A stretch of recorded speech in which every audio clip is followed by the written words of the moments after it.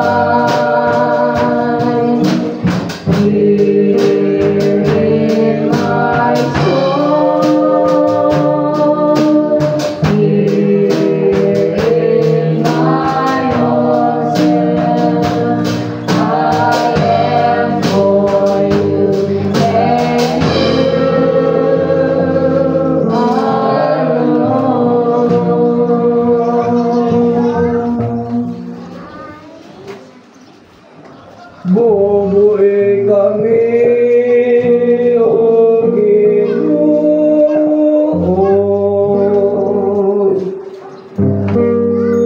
Bubuhay kami, Ipita Ginoo pangako sa karaw, ngayong unahan ng karaw. Matagi ka ni Ginoo sa mga tinapos ito. Hugasin sila po sa kapon. Bubuhay kami.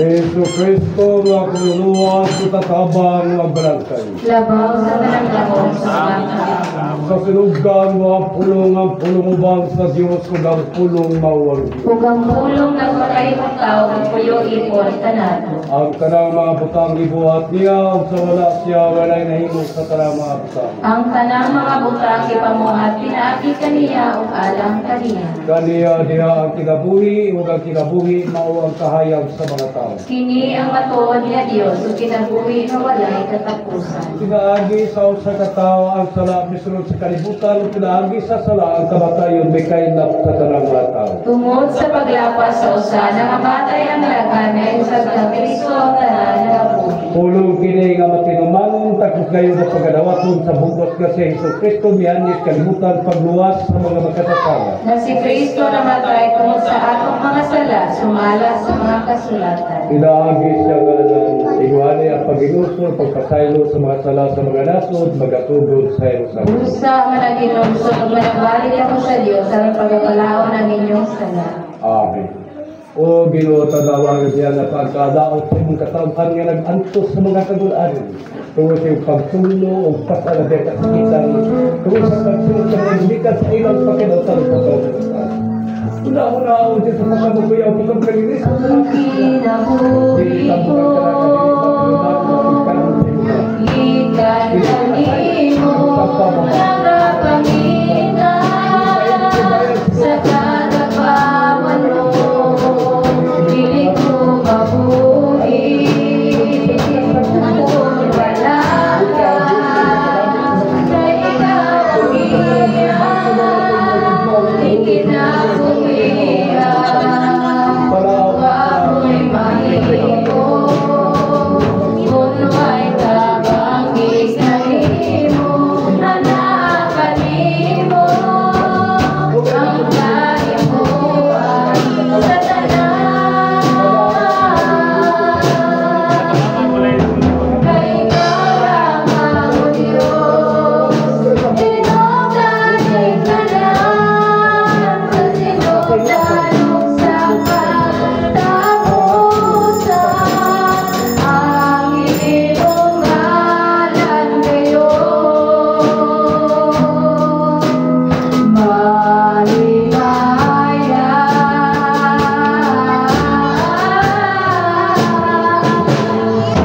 Kay ikaw lamang, O Diyos, tinutalik ka lang sa iyong taong sa kalangitan. Ang imong Hindi ako Ginoo pagbuhat ng bubukod sa mga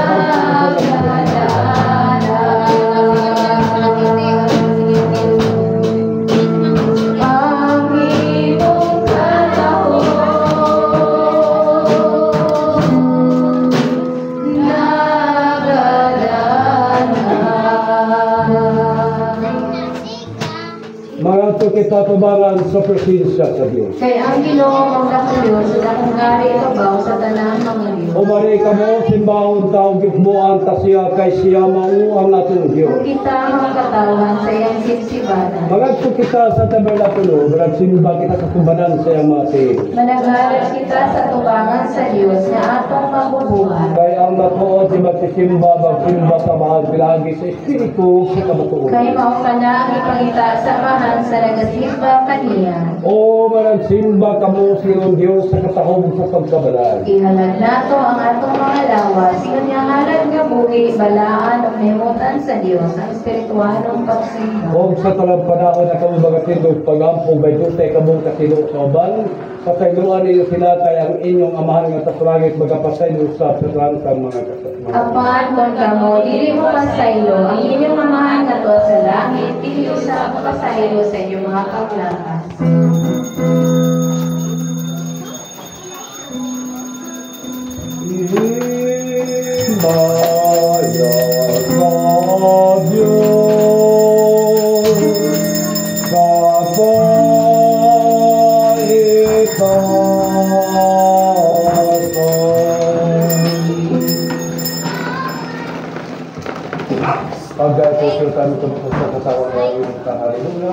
Ang kalawasan umay ang daong iyak at ang ginong Diyos makagam amin.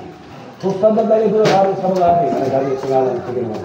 Kaya nagdali ang ginong Diyos makagam amin.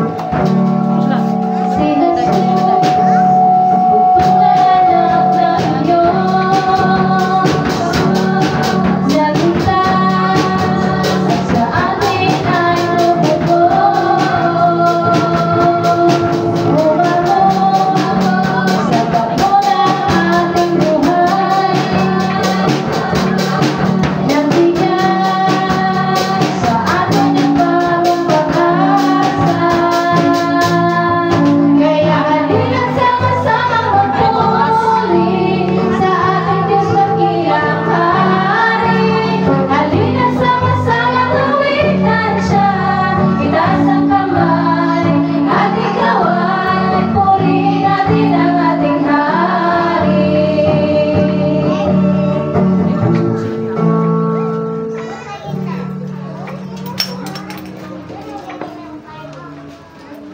ninyo ang panamdain.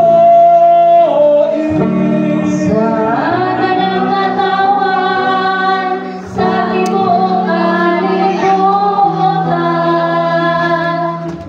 Pagpatayo sa mga katawan sa mga apostolya at mga apostolis, tumbala sa itong mabasa din sa 2 Corinto Kapitulo 8, versikulo 1, ngadto kini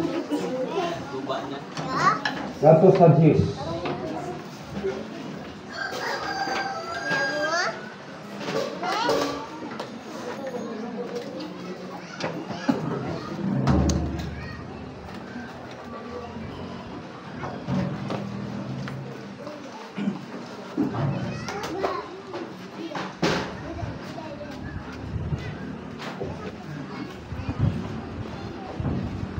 Ang epistolya sa itong Ginoo nagingon, mga igsuon, buot namo nga masayod kamo sa nahimo sa grasya sa Dios dito sa mga iglesia sa Macedonia.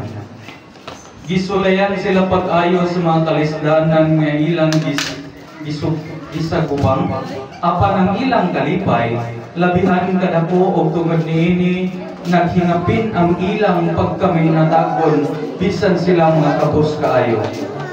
Makapamatuod ako nga hatag sila sumala sa ilang maarangan og labaw pa gani niya na kaysa kaugalingon nilang pagbuot. Naghangyo sila kanamo o gani na mugusman nga tugutan sila pagtabang sa katawhan sa Dios dito sa Judea. Ug ang gibuhat nila labaw pa kaayo kaysa sa among gipaabot. Una sa tanan gitugyan nila ang ilang kaugalingon ngadto sa Dios ug unya pinaagi sa pagbuot sa Dios gitugyan usab nila kanamo ang ilang kaugalingon. Busa gidasig namo si Tito nga maoy misugod niining buhata sa pagpadayon niini og pagtabang kaninyong paghuman niining talagsaong pag-alagad sa gugma. Kamo mga dato kaayo sa pagtuo, sa panulti, sa kaybalo, sa inyong tinguha o sa pagtabang o sa inyong pagigugma kanamo. Busa, buot kami nga mahinatagon usab kamo niining pag-alagad sa gugma. Wala akong maghimog bisan unsang mga labda, apan pinaagi sa pagpakita sa tinguha sa uban sa pagtabang, buot kong masayran kung tinuod bagayon ang inyong gugma.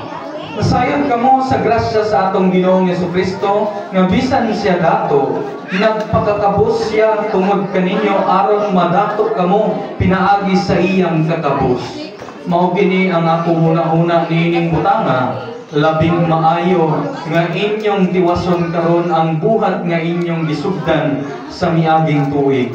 Kamo ang nakuna dili lamang sa pagbuhat kundi sa pagkaandam usab sa pagbuhat.